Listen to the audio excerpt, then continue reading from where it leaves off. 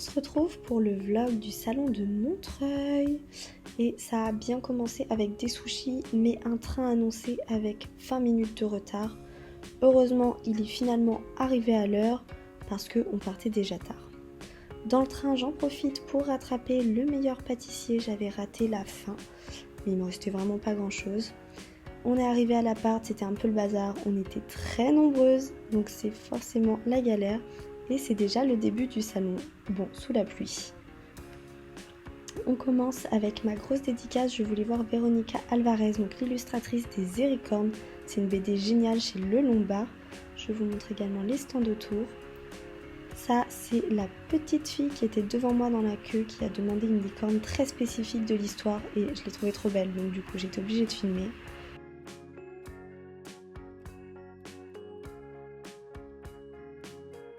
Évidemment, j'ai demandé Céleste, c'est le personnage principal, mais je la trouve trop belle, trop chouette. Bref, j'adore ce personnage et j'ai adoré parce qu'on a pu rencontrer Kit Toussaint qui est le scénariste. Il n'était pas du tout annoncé, mais il est passé rapidement le matin à l'ouverture. Et du coup, j'ai ma BD dédicacée et par Kit Toussaint et illustrée par Véronica Alvarez. Donc je suis trop contente et ça nous a permis de pouvoir bien échanger avec les deux personnes, donc très chouette.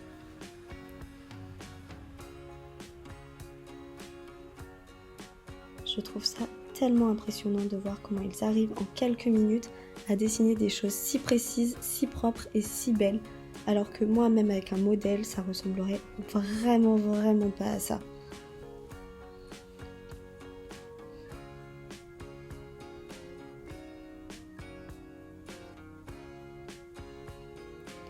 En parallèle, on attendait aussi pour les scénaristes et illustrateurs de La Guerre des Lulu pour mon papa sur le stand Casterman. J'en ai profité pour faire un petit tour et il y avait une belle sélection au rayon Young Adult.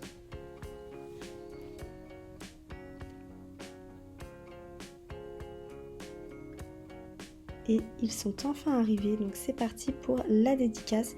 Et franchement, pareil, tellement impressionnant de les voir dessiner, c'est incroyable.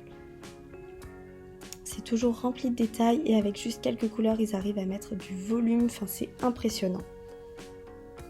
J'en profite pour m'excuser pour ma voix cassée, ça fait une semaine que je perds ma voix, mais je n'en peux plus d'attendre pour filmer, ou en tout cas enregistrer cette voix off. Donc désolée, la voix est un peu cassée, mais c'est pas grave.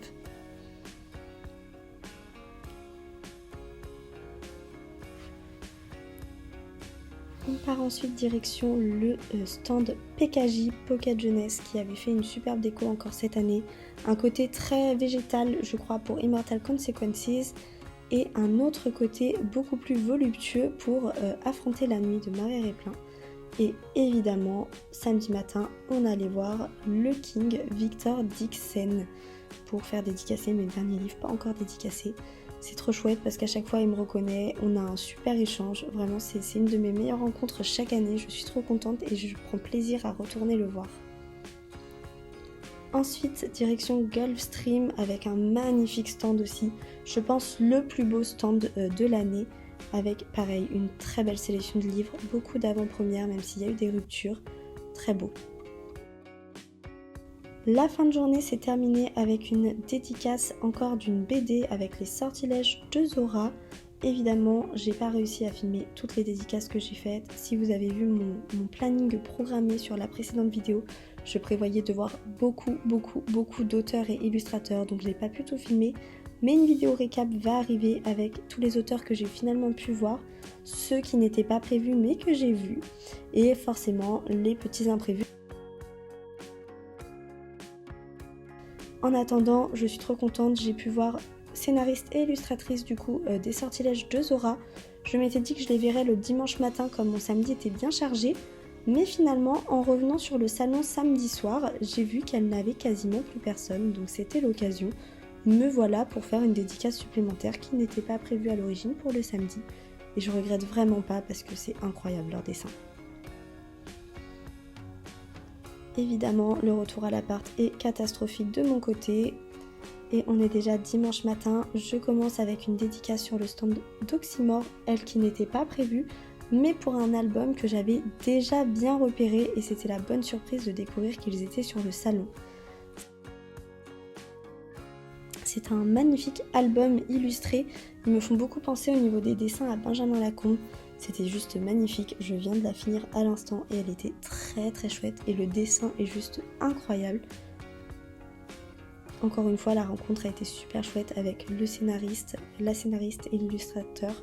Alors que pour le coup ils étaient étrangers, donc parfois les dialogues sont un peu compliqués, mais ils ont fait tout leur possible et nous aussi, ça a rendu le moment trop chouette. Mais regardez-moi comme il est trop mignon ce petit poisson, franchement je meurs d'amour, il est tellement beau.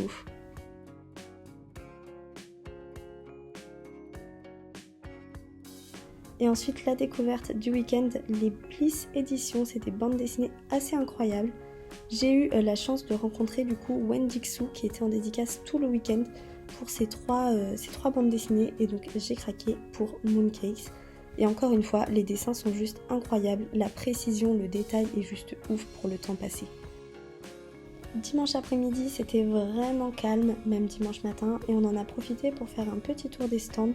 Ici, le stand Ozu.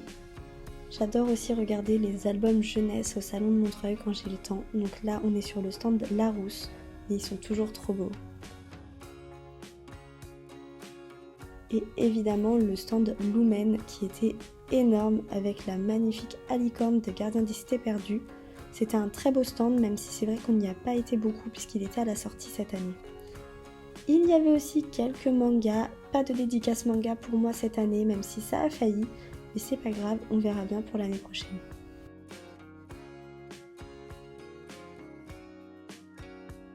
Chez Collection R, on n'y est pas beaucoup resté, mais c'était très beau avec une superbe déco et un petit coucou de Amy Little Bookbinder. C'est déjà la fin de ce vlog, mais je vous dis à bientôt du coup pour la vidéo où je vous montre tous les livres achetés, dédicacés et tous les auteurs rencontrés. À bientôt!